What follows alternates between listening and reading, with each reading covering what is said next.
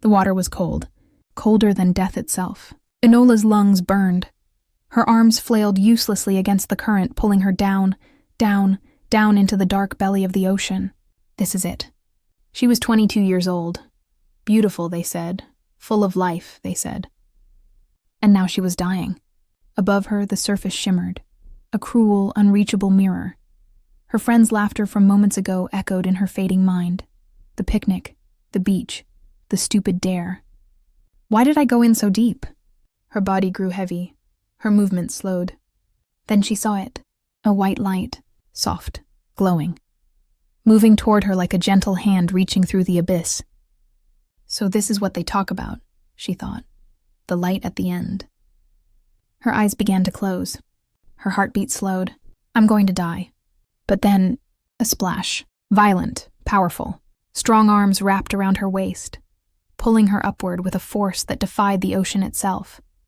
She felt the water break above her head, felt air, sweet, burning air, touch her face. Stay with me, a voice deep, commanding. She couldn't see clearly, her vision blurred, but she felt him, someone solid, real, alive. He dragged her toward the shore, his grip never loosening. Her body was limp, useless. He did all the work. When they reached the sand, he laid her down gently. Enola's chest heaved, but no air came. Come on, he muttered, his voice tight with urgency. She felt his hands on her sternum, firm, rhythmic, pressing down in steady compressions. Who is he? Through her half-closed lids, she caught glimpses of him. Dark hair, wet and slicked back. Sharp jawline. Eyes like storm clouds. Gray, intense, unreadable. He was older, 35 maybe. Handsome in a way that felt dangerous. He tilted her head back, pinched her nose, and breathed into her mouth. Once, twice, her lungs screamed. And then she coughed. Water spilled from her lips. She gasped, choking, gulping air like a drowning woman finally breaking the surface. That's it, he said quietly. Breathe. She did, ragged, broken breaths, but she was alive.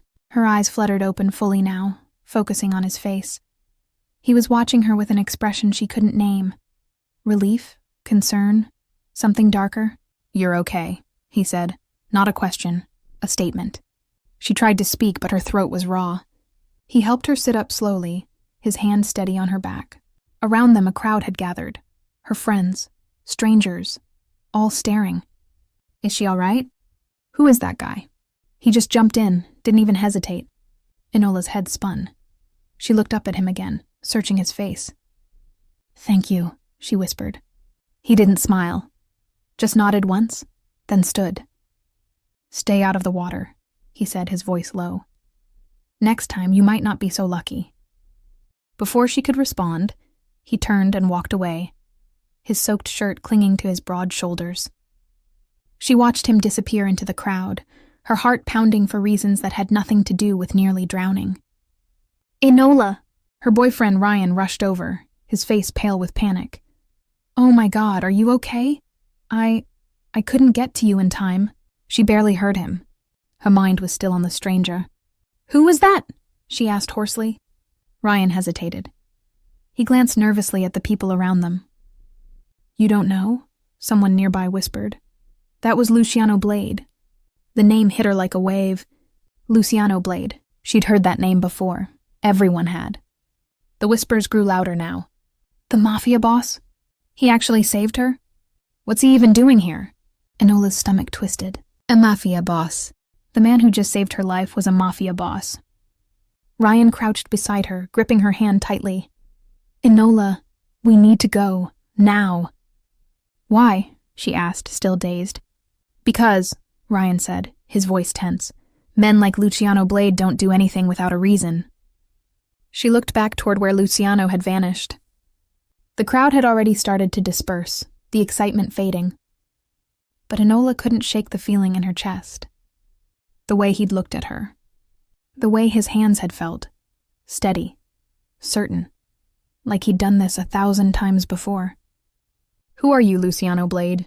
Ryan helped her to her feet, wrapping a towel around her shoulders. Let's get you home, he said softly. But as they walked away from the beach, Enola kept glancing back. She couldn't stop thinking about him, the man who pulled her from death, the man whose eyes held secrets darker than the ocean itself, and somewhere deep inside a question formed. Will I see him again? The sun was setting now, painting the sky in shades of blood and gold. Enola sat in the passenger seat of Ryan's car, staring out the window. Ryan was talking, something about how scared he was, how he should have been faster, but his words felt distant. All she could hear was Luciano's voice. Stay with me. Her hand touched her chest where his palms had pressed. She could still feel the echo of his heartbeat through his hands. Strong, steady, alive. Luciano Blade, a name that tasted like danger, and for reasons she couldn't explain, Enola wanted more. Enola couldn't sleep. Every time she closed her eyes, she saw him. The stranger, the man who saved her. His face was blurred in her memory, like looking through frosted glass. Dark hair, gray eyes, strong hands. Luciano Blade, the name echoed in her mind like a warning. She'd spent the entire night searching online. Every article she found made her heart race faster. Mafia boss, ruthless, dangerous, untouchable. But also, he saved you. Why? Ryan had texted her 12 times, called 4. She ignored them all. She couldn't explain it to him, couldn't explain it to herself. She just needed to find Luciano, to see his face again, to understand. The next morning, Enola stood outside the beach. The same spot where she'd nearly died. The sand was empty now. No crowd, no laughter. Just the endless rhythm of waves crashing against the shore. She walked along the water's edge, scanning every face, every shadow. Nothing. He was gone. Of course he was. Men like Luciano Blade didn't linger. They moved through the world like smoke. Impossible to hold. Impossible to follow. Frustrated, she turned away. Maybe it's better this way, she told herself. But her chest ached with something she couldn't name. By late afternoon, Enola was back at work. The small boutique where she worked as a salesgirl was quiet today. Only a handful of customers browsed the racks. She stood behind the counter, folding scarves mechanically, her mind elsewhere. Her life was simple, small. She was 22, poor, and alone except for her mother, a frail woman who spent most days in bed, too sick to work. Enola's father had died 3 years ago.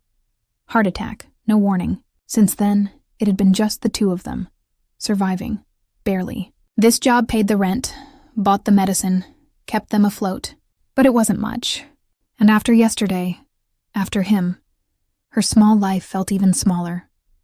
When her shift ended, the cold hit her like a slap. Winter in the city was brutal. The wind cut through her thin coat, making her shiver. Her stomach growled. She hadn't eaten all day. I should get something warm, she thought. Soup, or maybe just coffee. There was a small cafe 2 blocks away, cheap, quiet. She headed there, pulling her coat tighter around herself. Inside, the warmth was immediate. The smell of roasted beans and cinnamon filled the air. Enola approached the counter, scanning the menu board. Her budget allowed for one thing, the smallest, cheapest coffee they had. 1 regular black coffee, please, she said softly. The barista, a middle-aged man with kind eyes, smiled. Coming right up. But before he could ring it up, he paused. Wait, he said, glancing at a note taped to the register. Are you Enola? She blinked. Yes, why? The barista's smile widened. Someone already ordered for you. He reached under the counter and pulled out a tall cup, the most expensive drink on the menu. Caramel macchiato with extra whipped cream. Enola stared at it. There must be a mistake, she said quickly. I can't afford that. No mistake, the barista said, sliding the cup toward her. It's already paid for. Her heart stopped. By who? The barista shrugged.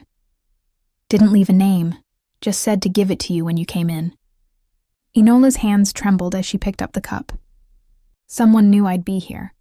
She looked around the cafe. A few people sat at tables, absorbed in their laptops and books. No one was watching her. But the feeling crawled up her spine anyway. Someone is watching. Are you sure they didn't say anything else? She pressed. The barista shook his head. Nope, just paid and left. Enola's pulse quickened. She forced a smile. Thank you. She turned and walked out of the cafe, clutching the cup like a lifeline. The cold air hit her again, but she barely felt it. Her mind was racing. Who would do this? Ryan? No. He didn't have money like this. And besides, he wasn't the type to do something so cryptic. Her friends? Definitely not. That left only one possibility. Luciano. Her breath caught. She stopped in the middle of the sidewalk, scanning the street. Shadows stretched long in the evening light. A few cars passed. A couple walked by, laughing. But somewhere, she felt eyes on her. "Who are you?" she whispered into the cold air. No answer. Just the distant hum of the city. Enola started walking faster. Her apartment wasn't far, but suddenly the distance felt endless. Every footstep behind her sounded too close. Every shadow seemed to shift. "You're being paranoid," she told herself. But her hands were shaking. She turned a corner, glancing back. Nothing, just empty streets. She exhaled shakily and kept walking. When she finally reached her apartment building, she nearly ran up the stairs. Inside, her mother was asleep on the couch, the TV flickering softly in the dim light. Enola locked the door behind her, leaning against it. Her heart was still pounding. She looked down at the coffee cup in her hand. It was still warm. Slowly, she brought it to her lips and took a sip. It was perfect, rich, sweet, exactly how she liked it. But how could he know that? How could he know anything about me? She set the cup down on the kitchen counter, staring at it like it might explode. Then she noticed something, written on the side of the cup in black marker. "You're safe, L." Her blood ran cold. L. Luciano. He was watching her. He'd been watching her all day, and he wanted her to know. Enola's knees felt weak. She sank into a chair, gripping the edge of the table. Why? Why would a man like him, dangerous, powerful, untouchable, care about someone like her? A nobody, a poor girl working in a boutique. What did he want? The questions spiraled, but one thing was clear. Luciano Blade hadn't just saved her life yesterday. He'd claimed her. That night, Enola lay in bed, staring at the ceiling. Sleep wouldn't come. Every time she closed her eyes, she felt his presence. Not threatening, but there. Always there. And somewhere deep inside, beneath the fear, beneath the confusion, she felt something else. Curiosity. Who are you, Luciano Blade? And what do you want from me? Outside her window, in the shadows of the street below, a black car idled silently. Inside, Luciano sat in the driver's seat, watching the light in her window. His jaw was tight. His hands gripped the steering wheel. He shouldn't be here. He knew that. But he couldn't stay away. Not from her. Not anymore. Morning came too soon. Enola barely slept. Every creak in the apartment made her jump.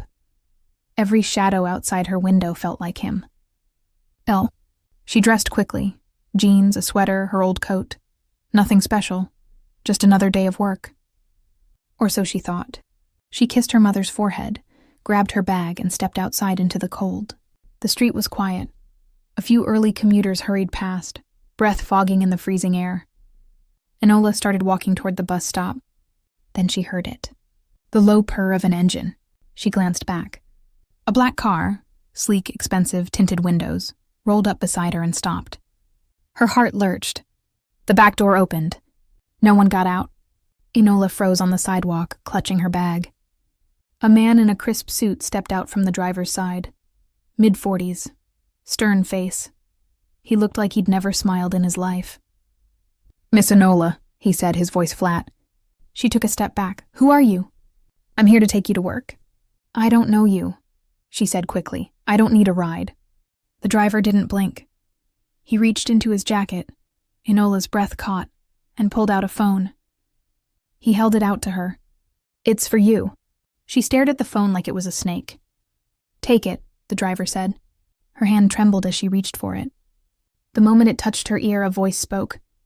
Deep, smooth, unmistakable. "Get in the car, Enola." Her blood turned to ice. "Luciano. How did you—" "Get in the car," he repeated, his tone calm but firm. "You don't belong on public transport. Not anymore." "I don't understand," she whispered. "Why are you doing this?" There was a pause.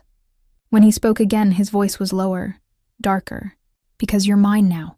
Her knees nearly gave out. "I'm not—" "The car is mine," he continued, cutting her off. The driver is mine. And you, Enola. His voice softened, almost gentle. You're mine too. She couldn't breathe. I don't even know you, she said, her voice breaking. You will. The line went dead. Enola stood there, staring at the phone in her hand. The driver waited patiently, the car door still open. Miss, he prompted. She shook her head quickly, thrusting the phone back at him. No, she said. I'm not getting in. The driver's expression didn't change. As you wish. He slipped back into the car and drove off slowly, disappearing around the corner. Enola exhaled shakily. Her hands were still trembling. What the hell is happening? She turned and walked, practically ran, to the bus stop. Work was a blur. Enola folded clothes, smiled at customers, rang up purchases, but her mind was somewhere else. You're mine now. The words echoed over and over. What did that mean? Why her? She was nobody. A poor girl with a sick mother and a dead-end job. What could a man like Luciano Blade possibly want with her? By the time her shift ended, the sun had already set. The city was dark, lit only by streetlights and passing headlights. Enola stepped outside, pulling her coat tight. And there it was, the black car, parked right in front of the boutique, waiting. Her stomach dropped. The driver got out, same stern face, same crisp suit. Miss Enola, he said. My employer would like to see you. She shook her head. I already said no. He's not asking anymore. The driver's tone wasn't threatening. Just final. Enola's pulse raced. And if I refuse? The driver tilted his head slightly. Then I'll wait here until you change your mind. She looked around. The street was empty. No one to help. No one to call. You could run. But where? Home? He knew where she lived. Work? He knew that too. He knew everything. Slowly, reluctantly, she approached the car. The driver opened the door for her. She hesitated at the threshold, staring into the dark interior. This is insane. But she got in anyway.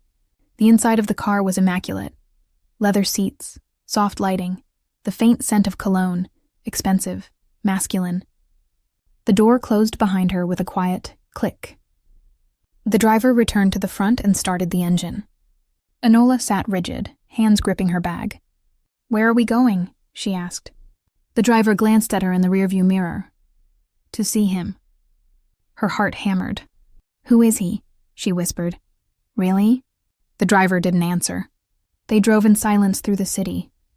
Away from the cramped streets she knew. Away from the cheap apartments and crowded buses. Into a different world. The buildings grew taller, sleeker. Glass and steel towers that scraped the sky. Finally, the car pulled up in front of a massive building. Enola's breath caught. It was stunning. Modern, powerful. Gold letters above the entrance read, Blade Enterprises. We're here, the driver said. He opened her door. Enola stepped out slowly, staring up at the building. This is his? Of course it was. A man in a black suit waited at the entrance. Security, probably. He nodded at the driver and gestured for Enola to follow. This way, miss. Her legs felt like jelly, but she moved forward. Inside, the lobby was even more impressive. Marble floors, chandeliers, people in expensive suits moving with purpose. No one looked at her, but she felt out of place. Small, invisible. The security guard led her to a private elevator. He pressed a button. The doors closed. And they went up, up, up. Her stomach twisted with every floor. Finally, the elevator stopped. The doors opened. A long hallway stretched before her. Dark wood, soft lighting, floor-to-ceiling windows overlooking the city. At the end of the hall, a door stood slightly ajar. The guard gestured. He's waiting. Enola swallowed hard.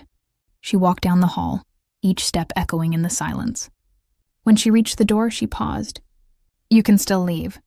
But she couldn't. Not really. She pushed the door open. The office was enormous. A massive desk sat near the windows. Bookshelves lined the walls. Everything screamed power, control, money. And standing by the window, facing the city, was him, Luciano Blade. Even from behind, he was imposing. Tall, broad shoulders, dark suit perfectly tailored. He didn't turn. Close the door, he said quietly. Enola's hand shook as she obeyed. The click of the lock felt louder than it should have. Silence.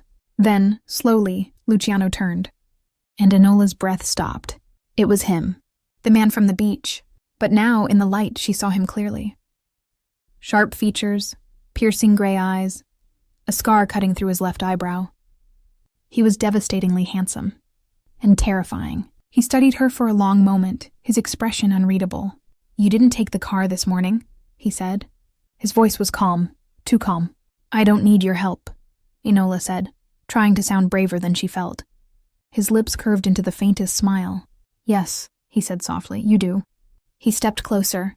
Enola's back hit the door. Luciano stopped just inches away, towering over her. "Do you know why I saved you, Enola?" She couldn't speak, couldn't breathe. He leaned in, his voice dropping to a whisper. "Because the moment I pulled you from that water, the moment I felt your heartbeat against my hands," his eyes locked onto hers, "you became mine." Her chest tightened.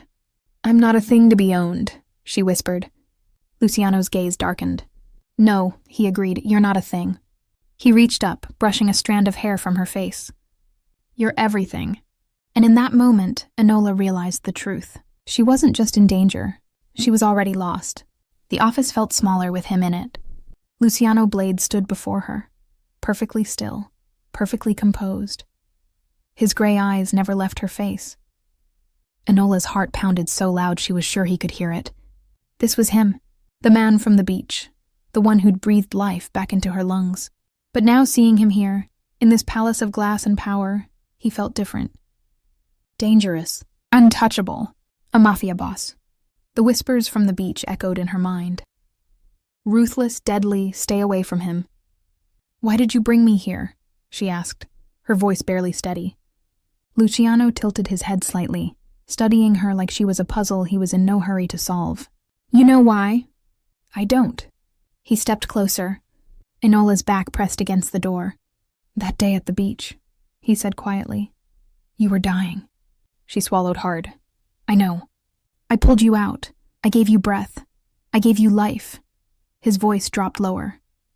"That means something, Enola." "It means you saved me," she whispered. "That's all." His jaw tightened.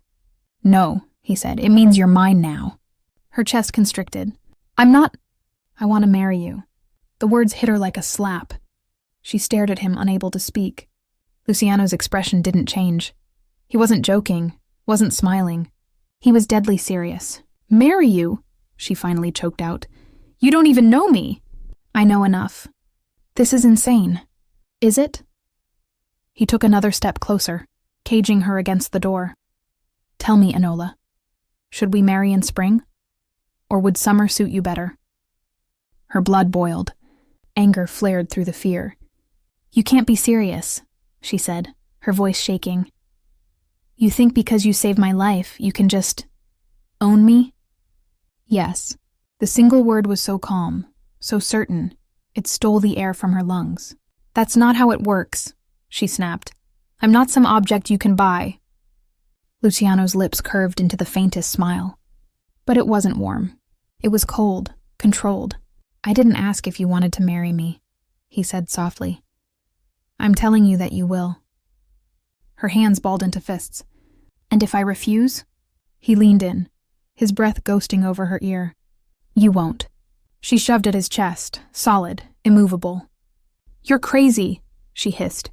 He didn't budge, just watched her with those storm-gray eyes. 20 days, he said.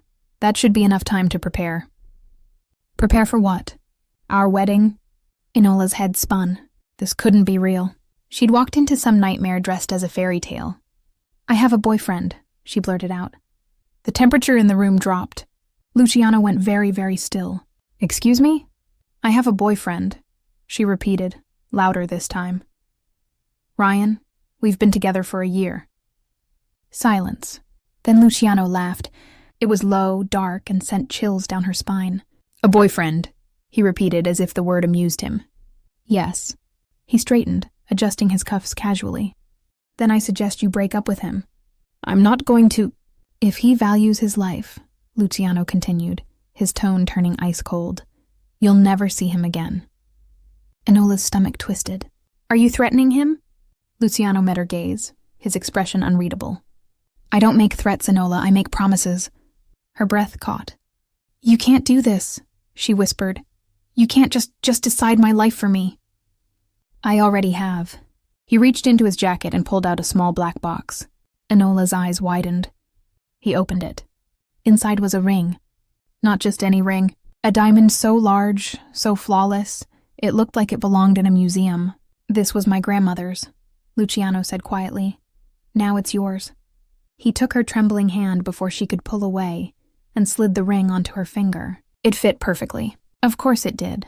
Enola stared at it, her mind blank. Take it off, she whispered. No. Take it off! You'll wear it, he said firmly. And in 20 days you'll stand beside me and become my wife. Tears burned her eyes. I don't want this, she said, her voice breaking. I don't want you. Something flickered in his gaze. Pain? Anger? It was gone before she could name it. You will, he said softly. In time. Never. He smiled, sad almost. We'll see. He stepped back, giving her space for the first time since she'd entered. Marco will take you home, he said, gesturing toward the door. Get some rest. We have a lot to plan. Enola's hand shook as she yanked at the ring. It wouldn't come off. Too tight. Or maybe her fingers were swelling from panic. I said take it off, she cried.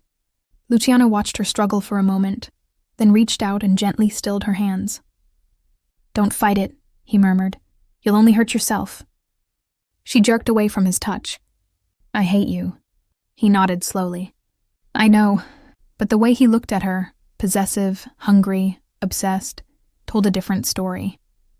He didn't care if she hated him. He wanted her anyway. Marco, the driver, was waiting outside the office. He escorted Enola back down the elevator, through the lobby, into the car. She didn't speak. Couldn't. Her mind was screaming. 20 days. A wedding. Luciano Blade. The ring felt heavy on her finger. Foreign. Wrong. She stared at it through blurred vision as the city lights streaked past the window. When they reached her apartment, Marco opened the door for her. Miss, he said politely. She didn't look at him, just stumbled out of the car and ran inside. Her mother was asleep. Thank God. Enola collapsed onto her bed, burying her face in her pillow. And finally, she let herself cry. Not because she was sad, because she was terrified. Luciano Blade had decided she belonged to him.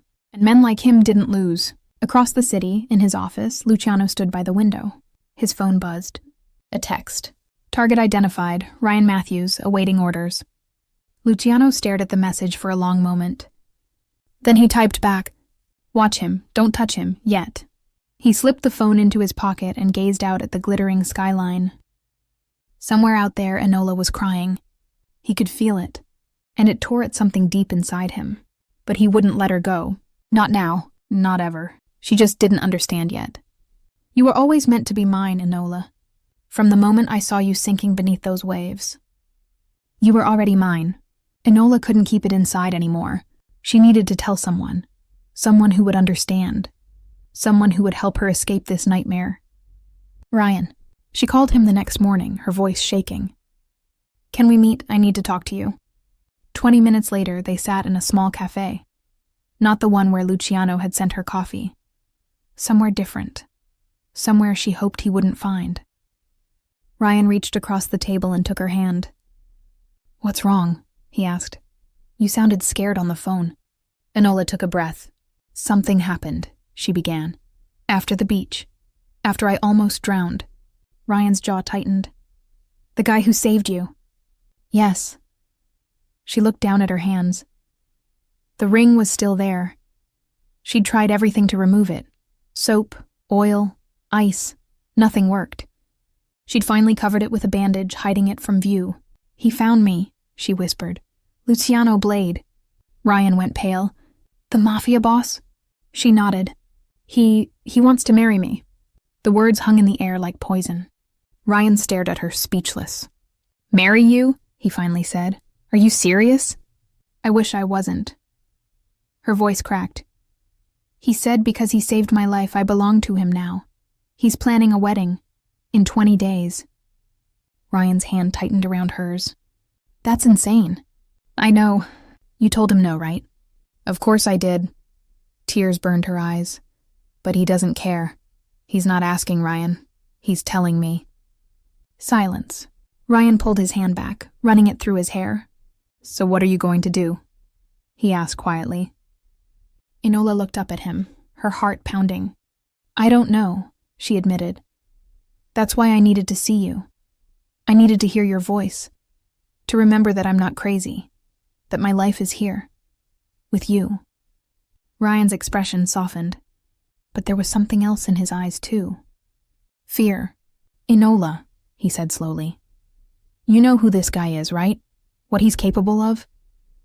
I know. Then you know we can't just ignore him. I'm not going to marry him, she said firmly. I don't care what he says. I love you, Ryan, not him. Ryan's face lit up at that. You mean it? Yes. She leaned forward, gripping his hands. Let's get married, soon, before he can do anything. If we're already married, he'll have to leave me alone. Ryan hesitated, just for a second, but Enola saw it. What? She asked. Nothing, he said quickly. Are you sure? I mean, we've talked about it, but this feels sudden. Sudden? She laughed bitterly. A mafia boss is trying to force me into marriage. I think sudden is all we have. Ryan nodded slowly. Okay, he said. Okay, let's do it. Let's get married. Relief flooded through her. Really? Really. He smiled, though it didn't quite reach his eyes. I love you, Enola. I'm not going to let some psycho take you away from me. She almost cried. Finally, someone on her side. Thank you, she whispered. He squeezed her hand. Come on, let's go shopping. Get your mind off this for a while. They spent the afternoon wandering through stores. Enola tried to forget, tried to pretend everything was normal.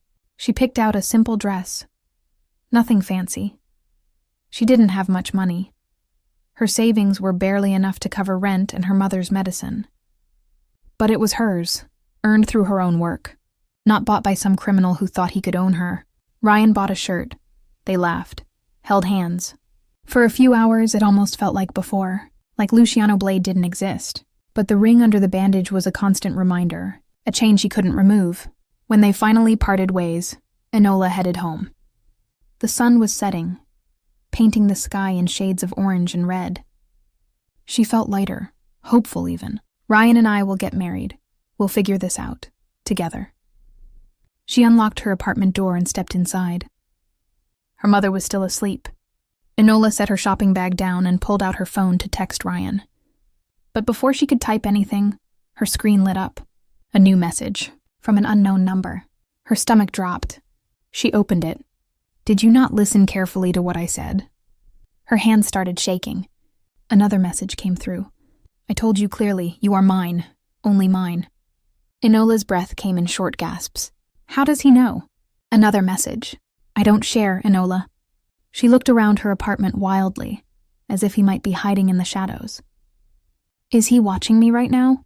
Her phone buzzed again. This time it wasn't a text. It was a photo. She opened it with trembling fingers, and her blood turned to ice. It was a picture of her and Ryan, from today, at the cafe, holding hands across the table. The angle suggested it was taken from across the street, through the window. Someone had been watching them the entire time. He had been watching.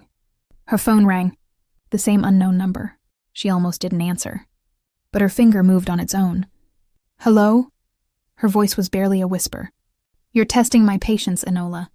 Luciano's voice was calm, too calm. I told you to stay away from him, he continued. Yet there you are, holding his hand, smiling at him. You're following me, she breathed.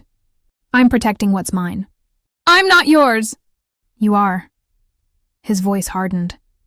And if you care about his life at all, you'll never see him again. Tears streamed down her face. Please, she whispered. Just leave me alone. Leave us alone. I can't do that. Why? She cried. Why me? I'm nobody. Silence. When he spoke again, his voice was softer, almost vulnerable. Because when I held you in my arms that day, when I felt your heart beating against mine. He paused. I knew I'd never let you go. Her chest ached. "That's not love," she said. "That's obsession." "Perhaps." He didn't deny it. "But it doesn't change anything. I'll never love you." "You will." He sounded so sure. "In time, you'll understand. We're meant for each other, Enola. Fate brought you to me. Fate tried to drown me. And I saved you." His voice turned cold again. "Remember that. I own your life now. Every breath you take is because of me." She wanted to scream. But before she could respond, he continued, "Go to bed, Enola. Tomorrow my people will bring you a wedding dress. Try it on. I want to see how beautiful you'll look when you become mine." "I won't." "Good night, amore mio." The line went dead. Enola stood frozen in the middle of her apartment, phone clutched in her shaking hand. The photo was still on her screen. Her and Ryan, laughing, unaware, and somewhere in the background, barely visible, a black car, watching, always watching. She sank to the floor, hugging her knees. What have I done? She'd put Ryan in danger, just by loving him. Luciano's words echoed in her mind. If you care about his life at all, you'll never see him again. A sob tore from her throat. She was trapped. Completely, utterly trapped. And the worst part, deep down beneath the fear and anger, a small, traitorous part of her wondered, what would it be like to stop fighting? To just surrender? She hated herself for thinking it. But the thought was there, planted like a seed in the darkness. Growing. Across the city, Luciano set his phone down. His hand was clenched so tight his knuckles were white. He'd seen the way she looked at that boy. The way she smiled. It made something dark and violent stir in his chest. She's mine. Mine. No one else would touch her. No one else would have her. He'd burn the world down first. "Sir?" Marco appeared in the doorway. "The dress will be delivered tomorrow morning, as requested." Luciano nodded. "Good. And the boy?" Marco hesitated. "Still under surveillance. No action taken." "Keep it that way." Luciano's jaw tightened. "For now."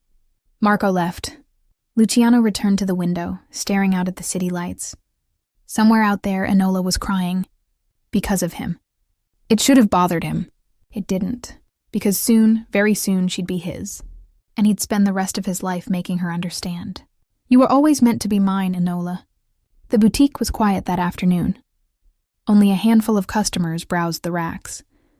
Enola stood behind the counter, folding scarves mechanically, her mind elsewhere. She hadn't slept. Luciano's messages, the photo, the threat. If you care about his life at all, you'll never see him again. She texted Ryan early that morning, telling him they needed space, just for a while, until things calmed down. He'd called 6 times. She didn't answer. It was better this way, safer. The bell above the door chimed. Enola looked up. A man walked in. Tall, well-dressed, expensive suit, slicked back hair, cold eyes. He looked around the store slowly, as if evaluating everything. Then his gaze landed on her, and he smiled. It wasn't a kind smile. Enola's stomach twisted. "Can I help you?" she asked, forcing politeness into her voice. The man approached the counter, his movements deliberate. "I'm looking for shoes," he said. His voice was smooth, too smooth. "Of course." Enola gestured toward the display. "We have several styles. What are you interested in?" "Show me." She led him to the shoe section, pulling out different pairs. Oxfords, loafers, boots. He barely glanced at them. "Not these," he said. She showed him another pair. "No." And another. "No." Enola frowned. "Is there a specific style you're looking for?" The man didn't answer. He was staring at her. Not at the shoes. At her. His eyes traced her face, her hair, her hands, like he was memorizing her. A chill ran down her spine. "Sir?" she prompted, stepping back slightly. He tilted his head. "You're very beautiful." Her pulse quickened. "Thank you, but I can see why he's obsessed with you." Her blood ran cold. "Excuse me?" The man's smile widened. "Luciano Blade. You're his weakness, aren't you?" Enola's heart slammed against her ribs. Who is this man? "I don't know what you're talking about," she said quickly. "If you're not interested in buying anything." "Oh, I'm very interested." He took a step closer. "Just not in shoes." She backed toward the counter, her hand reaching for her phone, but he was faster. He grabbed her wrist, yanking her forward. Enola gasped. "Let go of me." "You think you're safe here?" he hissed. "You think Blade can protect you every second of every day?" She struggled, but his grip was iron. "Who are you?" she demanded. "Someone who wants to hurt him." His eyes gleamed with malice. "And the best way to hurt a man like Luciano Blade is to destroy what he cares about." Terror flooded through her. "He doesn't care about me," she said desperately. "I'm nobody to him." "Liar." He shoved her against the counter. "The entire underworld saw him jump into the ocean for you, saw him breathe life into your lungs. Do you have any idea what that means?" Tears burned her eyes. "Please." "It means you're his. And if I take you—" He leaned in close, his breath hot against her face. "I break him," she screamed. But before he could move, the door exploded open. Luciano. He moved like a storm, fast, violent, unstoppable. He grabbed the man by the throat and slammed him into the wall so hard the shelves rattled. "Touch her again," Luciano growled, his voice lethal, "and I'll bury you alive." The man choked, clawing at Luciano's hand. "Blade? Who sent you?" Luciano's grip tightened. "Russo? Dimitri?" The man laughed weakly. "Does it matter? They all want you dead, and now they know." He glanced at Enola. "Your weakness." Luciano's jaw clenched. Then, without warning, he drove his fist into the man's face. Once, twice, blood sprayed. Enola screamed, "Stop!" But Luciano didn't stop. Not until the man crumpled to the floor, unconscious. Luciano stood over him, breathing hard, his knuckles bloody. Then he turned to Enola. His eyes blazed with fury. "Are you hurt?" She shook her head, trembling. He crossed to her in 2 strides, gripping her shoulders. "Did he touch you?" I'm fine." "Did he touch you?" "Just my wrist," she whispered. Luciano's gaze dropped to her wrist. A red mark was already forming. His expression darkened further.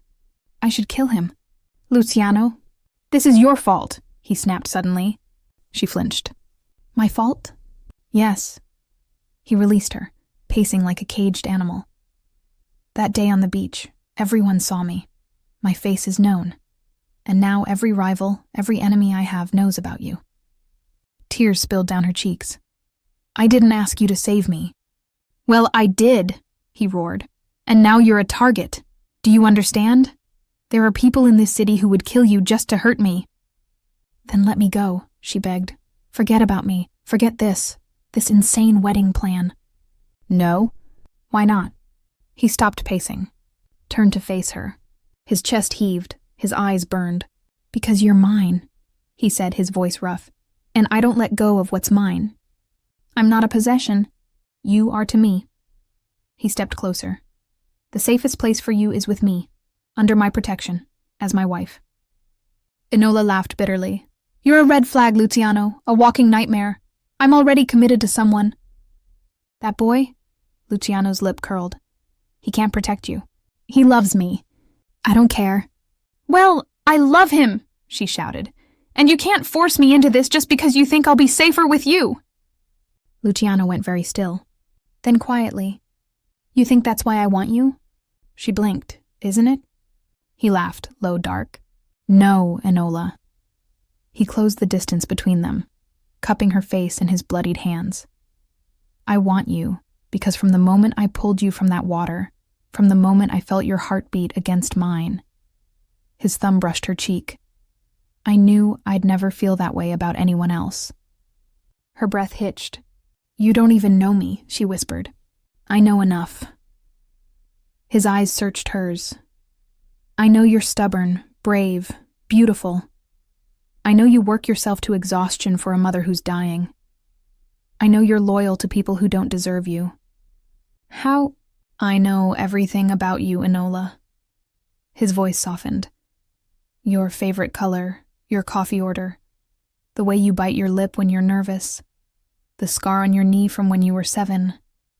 She stared at him, horrified. "You've been watching me." "Yes. That's not love, that's obsession." He didn't deny it. "Maybe."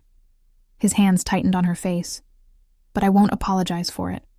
She tried to pull away. He held her still. Listen to me, he said urgently. I can't let you go. Not now. Not ever. You're in danger because of me, and the only way to keep you safe is to make you mine. Officially. You're insane. Probably. He smiled faintly. But I'm also your best chance at survival. Enola's tears fell freely now. I hate you. I know. I'll never love you. His expression flickered. Pain, longing, something desperate. Maybe not. He leaned in, his forehead touching hers. But you'll be alive, and that's all that matters to me. Before she could respond, he stepped back. Marco's outside. He'll take you home. Pack a bag. You're moving into my penthouse tonight.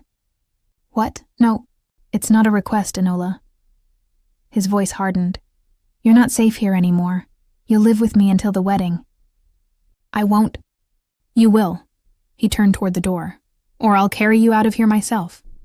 And with that, he was gone, leaving Enola standing in the wreckage of her life. The unconscious man on the floor, the blood on the wall, the ring still heavy on her finger. And the terrible, inescapable truth. Luciano Blade owned her now, whether she wanted it or not. The call came on a Tuesday morning. Enola was making tea when her phone rang. Unknown number. She hesitated, then answered. Hello? Miss Enola? A woman's voice, professional, polite. This is HR from Stellar Communications. We'd like to invite you for an interview today at 2 p.m. Enola's heart skipped. Stellar Communications? She repeated. But I never applied there. Your CV was forwarded to us by a recruiter. We were very impressed. Can you make it? Her mind raced. She'd been looking for better jobs for months. Maybe one of the agencies she'd registered with had sent her information. Yes, she said quickly. Yes, I can be there. Wonderful, 5th floor. Ask for Miss Chen. The line went dead. Enola stared at her phone, stunned. Stellar Communications. It was one of the biggest firms in the city. Good pay, benefits, stability. Her dream job. She couldn't believe it. She dressed carefully. Her best blouse, pressed slacks, minimal makeup. Her mother smiled weakly from the couch. You look beautiful, sweetheart. Enola kissed her forehead. Wish me luck. Before leaving, she texted Ryan. Got an interview. Stellar Communications. If I get this, we can have a real wedding. A real life. I love you. His reply came seconds later. That's amazing. You've got this. Call me after. 2 more days until we're married. 2 days. In 2 days, she'd marry Ryan at City Hall. Simple, quiet, safe. And Luciano Blade would have no claim on her anymore. Please let this work, she prayed. The Stellar Communications building was massive, glass and steel towering into the sky. Enola walked into the lobby, her nerves buzzing. She checked in at reception and was directed to the elevators. There were 3. The first had a crowd waiting, at least 15 people. The second was the same, but the third elevator stood alone. Doors open, empty. Perfect. Enola stepped inside.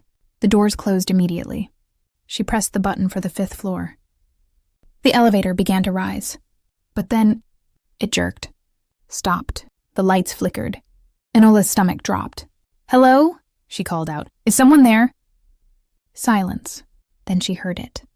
A hissing sound. She looked down. Water, seeping in from beneath the doors, from the seams, from everywhere. Her heart slammed into her throat. No, no, no, no. The water rose quickly, already covering her shoes. She slammed her fist against the doors. Help, someone help me! But no one answered. The water climbed higher. Ankles, calves, knees. Panic clawed at her chest. This isn't an accident.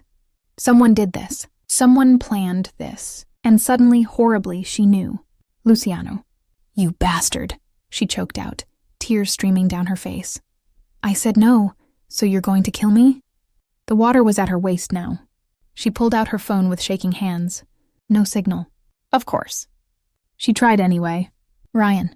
She called him. Once. Twice. 3 times. No answer. Please, she whispered, please pick up. She switched to messages. Ryan, I'm trapped. Please help me. The elevator, Stellar Communications, there's water. I'm going to die. Please, I love you. Ryan, please. Sent. But the little check mark stayed gray, unread. The water reached her chest. She couldn't breathe, couldn't think. I can't swim. She'd never learned. Growing up poor meant no swim lessons, no vacations to the pool. Just survival, and now she was going to drown. Again. I don't want to die, she sobbed, pounding on the walls. I don't want to die. The water touched her chin. She tilted her head back, gasping for air. This is it. This is how it ends. Her vision blurred. Her lungs burned. And all she could think about was the beach. The ocean. Luciano's hands pulling her from the darkness. His voice in her ear. Stay with me. Why had he saved her then? Just to kill her now? Why? The water covered her mouth. Her nose. She took one last breath and went under. Darkness. Cold. The world above her faded. Her body stopped struggling. So this is death. She'd always wondered what it would feel like. Peaceful, they said. Like falling asleep. But it wasn't. It was terrifying. Lonely. Empty. I'm sorry, Mom. I'm sorry, Ryan. I'm sorry I couldn't fight harder. Her eyes closed. Her heartbeat slowed. And then, a crash. Violent, deafening. The elevator doors were torn open. Strong arms plunged into the water, grabbing her, yanking her out. She hit solid ground, coughing, choking, water pouring from her lungs. Breathe, damn it! That voice, deep, furious, desperate. Luciano. She gasped, her eyes flying open. He was there, soaking wet. His face contorted with rage and fear. Enola, Enola. She coughed violently, her body convulsing. He held her upright, one hand on her back, the other cradling her face. Breathe, that's it, breathe. When she finally caught her breath, she shoved him away. You, she choked out, you tried to kill me! His expression shattered. What? This was you, she screamed, tears and water streaming down her face. I refused your wedding, so you decided to murder me. Enola, no, don't lie to me. She was hysterical now, shaking uncontrollably. The interview, the elevator, it was a trap. Luciano grabbed her shoulders, forcing her to look at him. I didn't do this, he said, his voice raw. I would never hurt you. Then who? She sobbed. His jaw clenched. My enemies.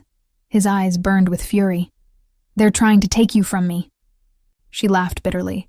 So this is my life now? Drowning over and over because of you? Enola.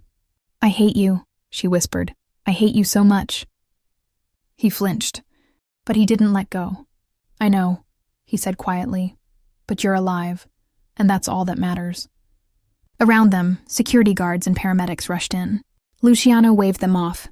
She's fine, leave us. They hesitated, then obeyed. Enola sat on the wet floor, hugging herself, shivering. Luciano crouched beside her. I didn't send that call, he said. I didn't plan this. Someone forged it to lure you here. Why should I believe you? Because if I wanted to control you, I wouldn't kill you. His voice softened. I'd just take you.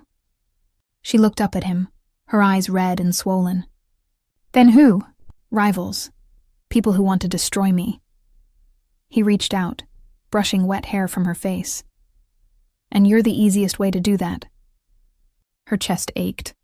I didn't ask for this, she whispered. I know. I just wanted a normal life. You can't have that anymore. He cupped her face gently. Not while I'm alive. Not while they know you matter to me. So what do I do? She asked, broken. Luciano's eyes were fierce. You marry me, he said. You take my name, my protection, my world, and no one will ever touch you again. She wanted to refuse, wanted to scream, but the truth was suffocating. She was trapped, hunted, and the only man who could save her was the one she despised most. I hate you, she whispered again. Luciano smiled sadly. I know, amore mio. He pulled her into his arms, holding her trembling body against his chest. But I'll keep you alive anyway. And as Enola cried into his shoulder, she realized the horrible truth. Luciano Blade might be her prison, but he was also her only sanctuary. Luciano was in his penthouse, reviewing documents at his desk. The city lights glittered below. Midnight had come and gone. He should have been tired, but sleep never came easy for men like him. His phone buzzed. Unknown number. He picked it up, his jaw tight. A message. No words, just a photo. He opened it, and his blood turned to ice. Enola, trapped inside an elevator, water rising around her. Her face contorted in terror, mouth open in a scream. The image was grainy, taken from a security camera inside the elevator. His hands trembled. Another message came through. Tick-tock blade. How long can she hold her breath? Rage exploded through him.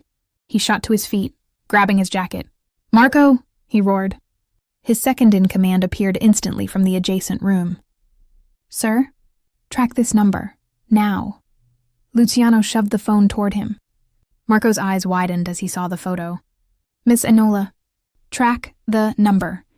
Luciano's voice was lethal. Marco nodded, fingers flying across his tablet. Luciano paced like a caged animal, every second feeling like an eternity. Where is she? Which building? How much time does she have? His mind raced through every enemy he had. Every rival who'd want to hurt him this way. Russo, Dmitri, the Koreans, the Italians. Too many. Too many people who wanted him bleeding. And they'd found his weakness. "Enola." "Sir," Marco said urgently. "The number's a burner, untraceable, but—" He typed frantically. "I'm accessing the metadata from the image. Give me 30 seconds. 30 seconds. Enola might not have 30 seconds. Luciano's fists clenched so hard his knuckles cracked. "Hold on," he thought desperately. "Just hold on." Marco's tablet beeped. "Got it." He looked up. The photo was taken 14 minutes ago. Location: Stellar Communications Building, downtown. Elevator 3. Luciano was already moving. He grabbed his keys, his gun, his phone. "Get the car, now." "Sir, I should call—" "Now?" Marco ran. Luciano took the stairs, faster than waiting for the elevator, and burst into the underground garage. His black Aston Martin roared to life. He didn't wait for Marco. Just slammed his foot on the gas and tore out into the night. The city was a blur. Red lights meant nothing. Traffic laws meant nothing. All that mattered was getting to her. 14 minutes ago. How much water had filled that elevator by now? How long could she survive? She can't swim. The thought hit him like a bullet. He'd read her file, knew everything about her. Poor childhood, no lessons, no pools. She'd drown in minutes. Maybe she already had. No, she's alive. She has to be. He swerved around a truck, his tires screaming. His phone rang. "Marco." "Talk," Luciano barked. "I contacted our people at City Infrastructure. They're shutting down the water main to that building. It'll slow the flooding." "Not good enough." "Sir, I've also sent our team to the location. They're 5 minutes out." "I'm 3 minutes out. Tell them to break that elevator door down the second they arrive." "Yes, sir." Luciano ended the call. His heart was pounding so hard it hurt. Please be alive. Please. He screeched to a halt outside Stellar Communications. The building was dark, closed for the night. But Luciano didn't care. He kicked the front door in, glass shattering everywhere, and ran inside. The lobby was empty.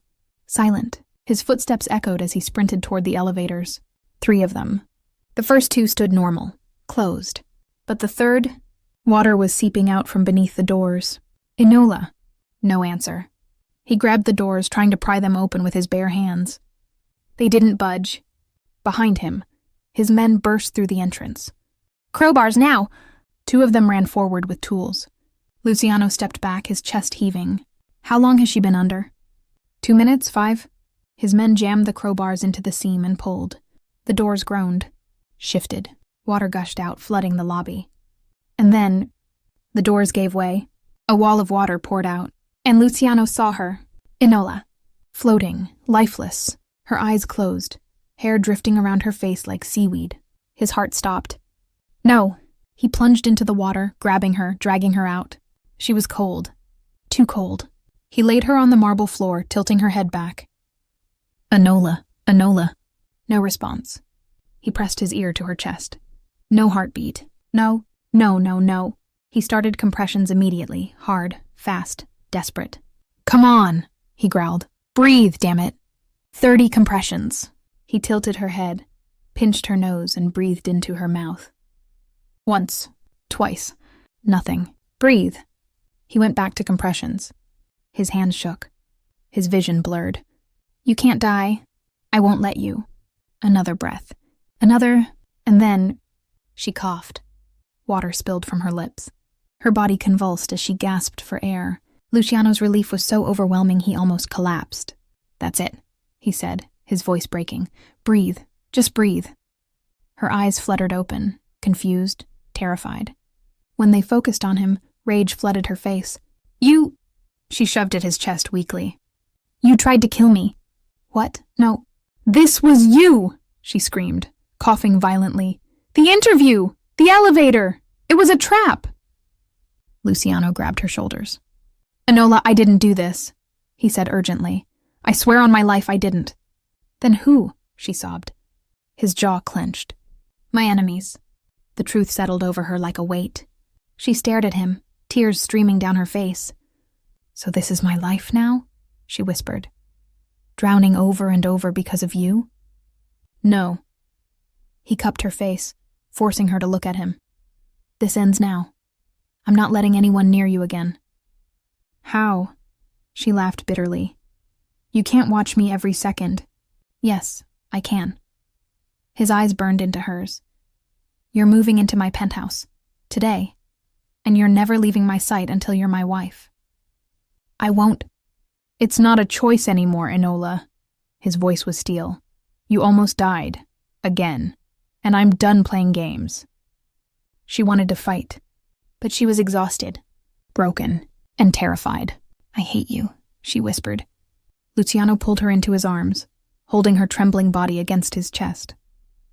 "I know," he murmured, "but I'll keep you alive anyway." Later in his penthouse, Luciano stood by the window. Enola was asleep in his bed, cleaned up, warm, safe. For now, Marco appeared behind him. "We traced the message. It came from Dimitri's network." Luciano's expression darkened. "Dimitri?" "Yes, sir, he's declared war." Luciano's hands clenched into fists. "Then war it is." He turned, his eyes cold and merciless. "Gather everyone. I want Dimitri's entire operation dismantled by sunrise." "And Miss Enola?" Luciano glanced toward the bedroom. "She doesn't leave this penthouse until she's wearing my ring." Marco nodded and left. Luciano returned to the window, staring out at the city. He'd burned it all down if he had to. Every rival, every threat. Because Enola was his. And nothing would take her from him. Enola woke in a bed that wasn't hers. Silk sheets, soft pillows, the faint scent of expensive cologne. Luciano's bed. She sat up slowly, her body aching. The memories came flooding back. The elevator, the water, the darkness. Ryan. Her chest tightened. She grabbed her phone from the nightstand. 15 missed calls from her. 23 unread messages. All sent while she was drowning. All ignored. Her hands shook as she scrolled through them. "Ryan, I'm trapped. Please help me." "The elevator, Stellar Communications. There's water." "I'm going to die. Please, I love you." "Ryan, please." Read 10:47 p.m. He'd seen them, and he hadn't come. Rage burned through her veins. She dialed his number. It rang once, twice. "Hello?" His voice was casual, relaxed. Like she hadn't almost died. "Where were you?"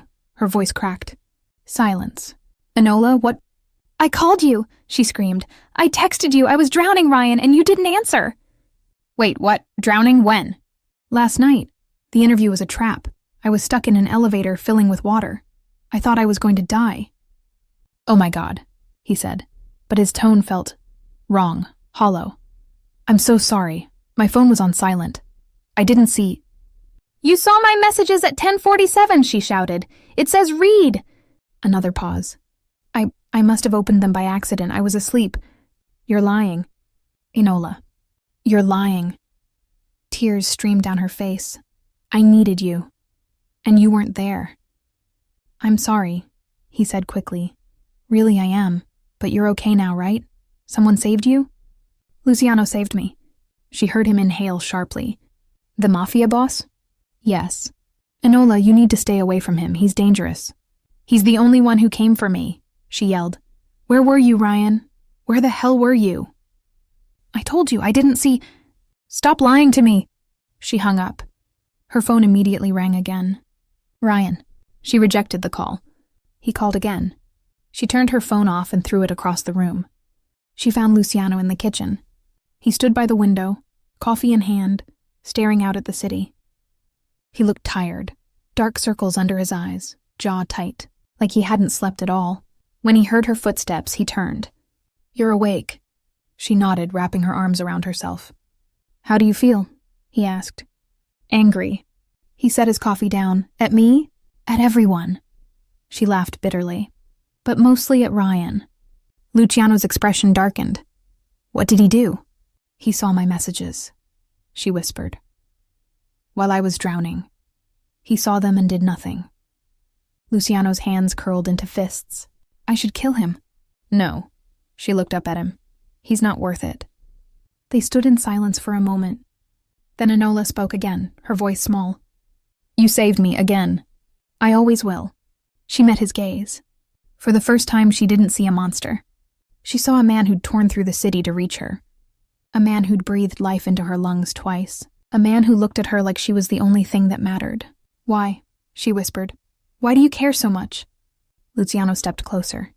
"Because when I pulled you from that ocean," he said quietly, "I felt something I'd never felt before. Like my heart started beating for the first time." Her breath caught. "That's insane." "Maybe." He reached out, gently tucking a strand of hair behind her ear. "But it's the truth." She didn't pull away. For the first time, she let him touch her without flinching. "I'm scared," she admitted.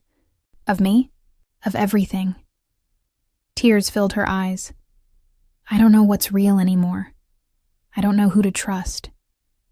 "Trust me," he said, his voice raw. "I know I've done things you hate. I know I've forced you into this.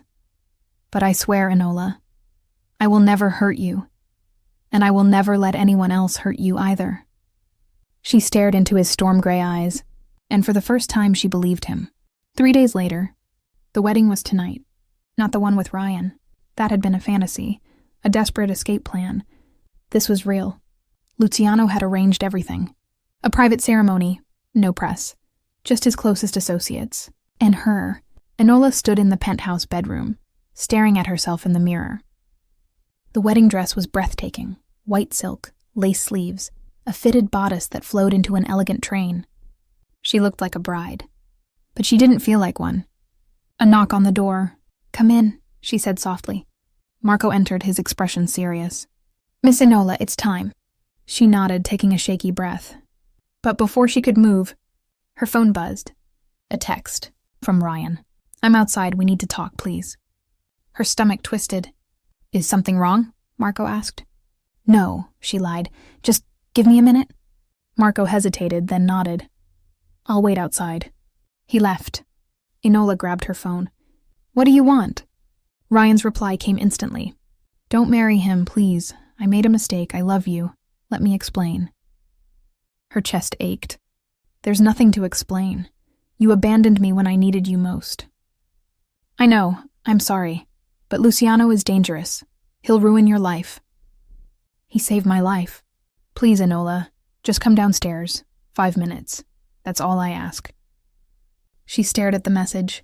Part of her wanted to ignore it. But another part, the part that had loved Ryan for a year, needed closure. Against her better judgment, she slipped out of the room. The hallway was empty. Security was focused on the ceremony preparations downstairs. Enola took the service elevator down to the ground floor. Ryan was waiting outside, leaning against a car. When he saw her, relief flooded his face. "Enola, thank God." She stopped a few feet away. "What do you want, Ryan?" "To apologize." He stepped closer. "I screwed up. I should have been there for you. But I'm here now, and I'm not going to let you marry that psychopath." "He's not." "He's a criminal, Enola. A killer. Is that really the life you want?" "It's better than being with someone who ignored me while I was dying." Ryan flinched. "I told you my phone—" "Stop lying," she snapped. "You saw my messages. You chose not to help." His expression changed. The warmth vanished. Something cold slid into his eyes. "Fine," he said flatly. "You want the truth?" "Yes." He laughed. "I didn't come because I didn't care." Her heart stopped. "What?" "You think I loved you?" He stepped closer, his smile cruel. You were a meal ticket, Enola. A poor girl with big dreams. Easy to manipulate. Tears burned her eyes. You're lying. Am I? He pulled out his phone, showing her his bank account. Her savings. Her money. I cleaned you out weeks ago, he said casually. The wedding was never going to happen. I was going to disappear the day before. She couldn't breathe. But then Luciano Blade got involved, Ryan continued, and I realized you were worth more as his weakness than as my girlfriend. You... He grabbed her arm, yanking her toward the car. So I made a deal. Deliver you to Dimitri, get paid, and disappear. Let go of me. She fought, but he was stronger. He shoved her toward the open car door. And then he was gone. Ripped away from her. Luciano. He'd come out of nowhere, tackling Ryan to the ground. 1 punch. 2. 3. Blood sprayed. Luciano, stop! Enola screamed. But he didn't. Not until Ryan was unconscious. Luciano stood, breathing hard, his knuckles bloody. Then he turned to Enola. Are you hurt? She shook her head, tears streaming. He pulled her into his arms. I've got you, he murmured. I've got you. And finally, Enola stopped fighting. She wrapped her arms around him and held on. Because Luciano Blade was dangerous, possessive, obsessed. But he was also the only one who'd ever truly protected her. I'm sorry, she whispered. For what? For not trusting you sooner. He pulled back, cupping her face. Marry me, he said. Not because you have to, but because you want to. She looked into his eyes, and for the first time she saw her future. Yes, she whispered. His smile was beautiful. Then let's go get married, amore mio. The ceremony was intimate. No grand cathedral, no hundreds of guests. Just Luciano's penthouse transformed into something magical. White roses everywhere. Candles flickering in the dim light. Floor-to-ceiling windows overlooking the glittering city. And at the center of it all, Enola. She stood before the mirror one last time, her hands trembling. The wedding dress fit perfectly. Her hair fell in soft waves. Minimal makeup, just enough to hide the evidence of her tears. She looked like a bride, and this time she felt like one. A knock. Come in, she said softly. Luciano's assistant, Maria, entered with a small box. From Mr. Blade, she said, smiling warmly. Enola opened it. Inside was a delicate diamond necklace. Simple, elegant, timeless, and a note in Luciano's handwriting. You were always meant to wear this, just as you were always meant to be mine, L. Her chest tightened. She fastened the necklace around her neck, watching it catch the light. This is really happening. She was about to marry Luciano Blade, the man who terrified her, the man who saved her, the man who'd torn through hell itself to keep her alive. And somehow, impossibly, she was ready. The music began. A soft piano melody. Enola stepped out of the bedroom and into the main room. Everyone turned.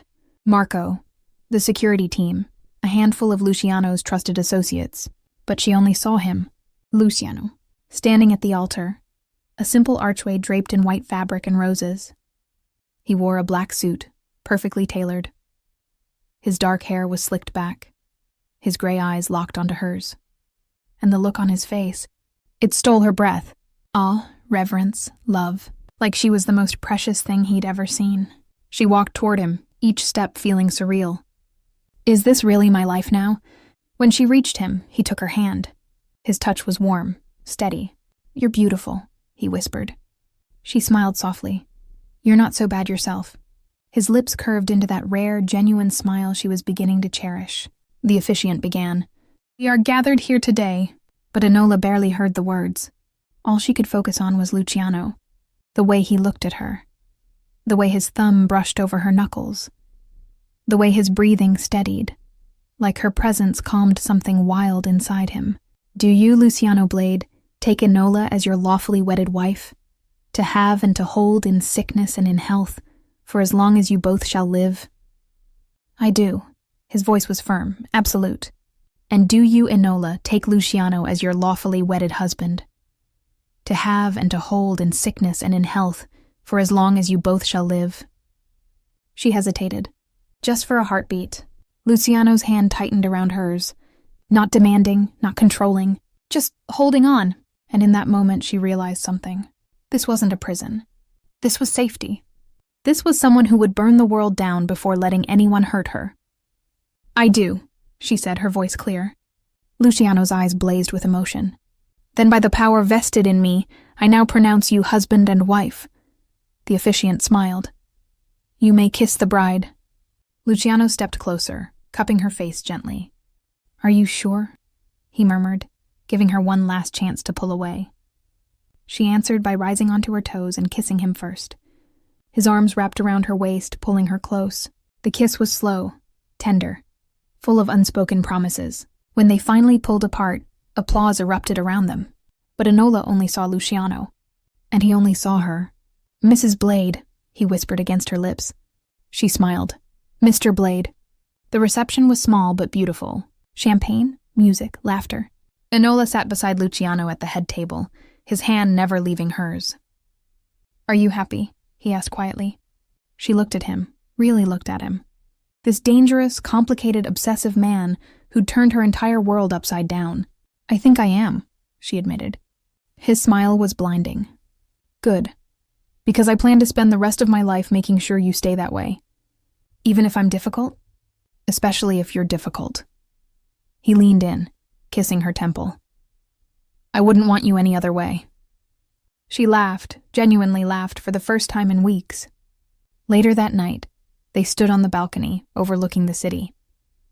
The party had ended. Everyone had gone home. It was just the two of them now.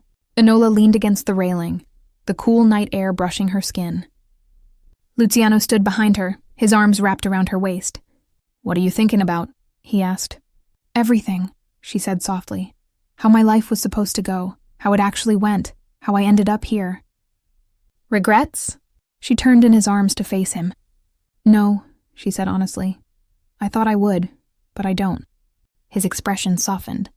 I know this wasn't how you imagined your life, he said. I know I forced you into this world.